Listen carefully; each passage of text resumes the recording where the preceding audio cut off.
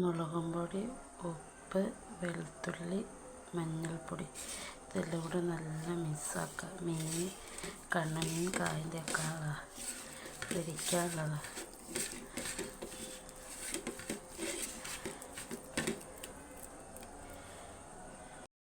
അതേപോലെ ഒരു തക്കാളിൻ്റെ ഒരു പീസ് അത് കായം തേക്കണേക്കുള്ളതാണ്.